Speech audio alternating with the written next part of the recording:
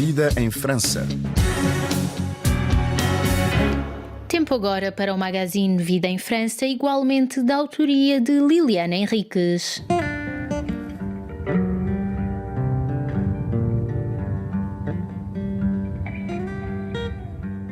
Na passada terça-feira, recordou-se aqui em França os 60 anos do massacre da estação de metro Charonne, a morte de 9 pessoas, na sua esmagadora maioria sindicalistas, que tinham manifestado, juntamente com cerca de 30 mil outras pessoas nas ruas de Paris, no dia 8 de fevereiro de 1962, para reclamar a liberdade para a Argélia, então em plena guerra de independência, e também protestar contra a tentativa de atentado contra o ministro da Cultura da época, André Malraux, cometida no dia anterior por militantes da OAS, organização que lutava contra a independência da Argélia.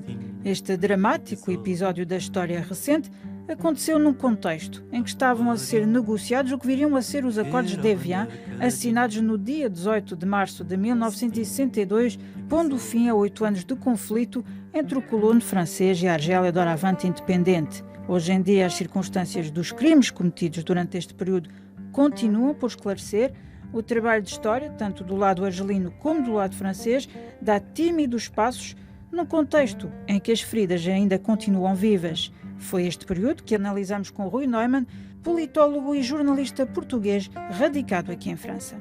O chamado massacre de Charonne é uma manifestação pacífica durante um período de estado de emergência que tinha sido imposto em França, em que a mobilização é promovida pelo Partido Comunista Francês e pelo sindicato próximo também do Partido Comunista, assim como outras formações de esquerda. Reuniu muita gente e uma carga da polícia extremamente violenta obriga as pessoas, os manifestantes, a refugiarem-se no metro Charonne, onde aí acontece o drama e morrem precisamente 9 pessoas. Mas acaba por ser a conclusão, entre aspas, de uma sequência de tensão que já existia em França relativamente à guerra na Argélia. Uma manifestação que resultou num drama ainda maior, porque fala-se entre 100 a 200 mortos, tinha acontecido poucos meses antes, dia 17 de outubro de 1961, quando a antena parisiense do FLN, que combatia pela independência da Argélia,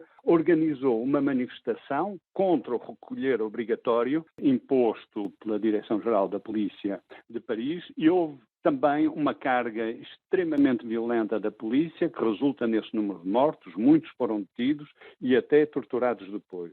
Por que esta sucessão de manifestações? Um dos elementos que desencadeia este processo, para além da guerra pela independência que estava em curso na Argélia, é o famoso referendo para a autodeterminação, que foi aprovado por cerca de 75% dos participantes, isto em janeiro de 1961.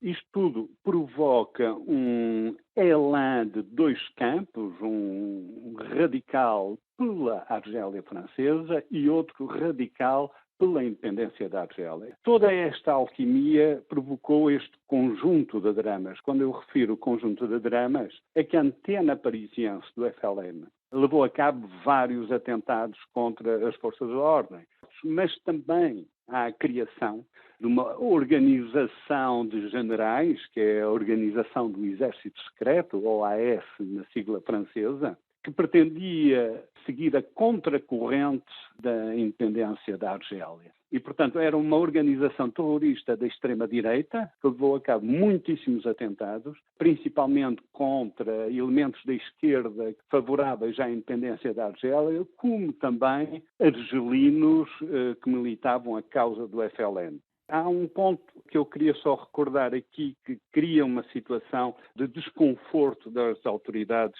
francesas. O presidente na altura era Charles de Gaulle, mas principalmente o diretor-geral da polícia, seja durante os episódios de 17 de outubro de 1961, organizados pelo FLN em Paris, seja o massacre de Charonne, a 8 de fevereiro de 62, o diretor-geral da polícia era Maurice Papon. E Maurice Papon, na altura, ainda não se sabia corretamente, mas depois revelou-se que ele tinha sido um colaborador muito próximo dos nazis durante a ocupação de França e responsável pela deportação de judeus para os campos de concentração. Isto tudo, digamos, pesou na violência e mesmo de se tornar, principalmente o massacre de Sharon, num caso de um tabu político que não mereceu na altura e continua a criar um certo incómodo de se fazer um inquérito correto sobre os acontecimentos e da responsabilidade.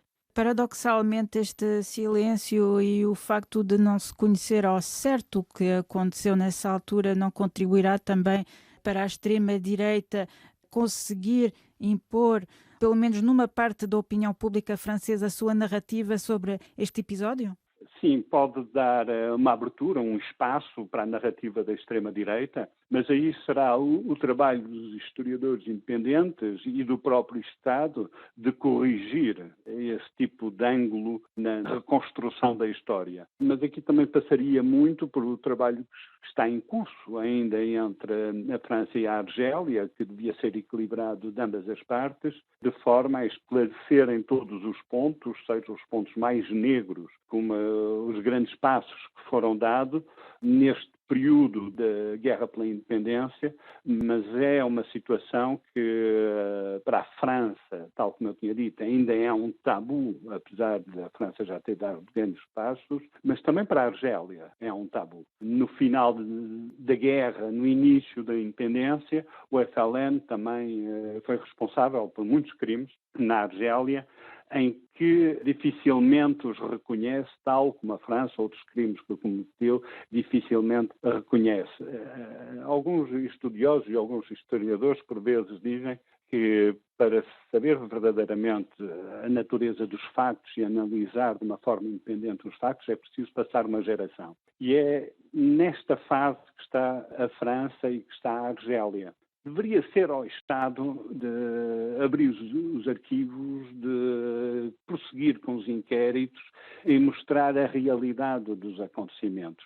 Só um estudo da história dos factos e situar os acontecimentos no momento em que acontecem é que pode neutralizar narrativas e até mesmo a construção de falsificações da história, por vezes com interesses meramente políticos. De há uns meses para cá, o presidente Macron evocou esses episódios e pediu desculpa, nomeadamente aos harquis, aos argelinos que se colocaram do lado da França. Como é que se poderia qualificar essa tentativa de trabalho de memória que tenta integrar também o lado argelino, mas num clima bastante efusivo, uma vez que Macron também acusa o atual regime da Argélia de tentar se aproveitar politicamente dessa memória? As relações da França com a Argélia, desde a independência, sempre foram mal me quer, bem me quer. E a Argélia sempre utilizou o período da guerra e o período colonial francês na Argélia como argumento de todas as desgraças argelinas e, por outro lado, a França nunca digeriu completamente a Argélia independente. Aí estamos a falar, obviamente, nos traumas. Isto é utilizado politicamente. Tanto utilizado por Macron, como foi utilizado por presidentes franceses precedentes, como neste momento está a ser utilizado na Argélia por Tebboune e foi amplamente utilizado por Abdelaziz Bouteflika. Mas, no fundo de todos estes divórcios, diálogos e contradições entre um país e outro, há uma questão diplomática muito importante, de interesses, de influência regional que ultrapassa completamente as questões coloniais e as questões do arrependimento colonial, como muitas vezes são apresentados. Ou seja, estas questões acabam por ser a moeda de troca nas relações bilaterais e mesmo na questão da cooperação. Os pedidos de desculpa são questões satélites em outras questões principais, que é dos acordos bilaterais, seja a nível económico, a nível financeiro e até mesmo a nível militar. A França precisa da Argélia, neste momento mais do que nunca, por causa da questão do Sahel. O país com maior influência em toda a banda saheliana é precisamente a Argélia. Por outro lado, a Argélia também precisa da França, que é a França que alberga a maior comunidade argelina expatriada.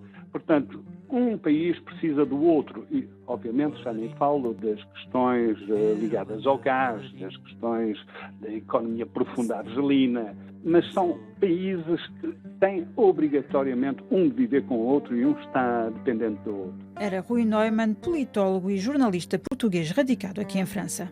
Por hoje é tudo. Obrigada pela vossa atenção e até breve.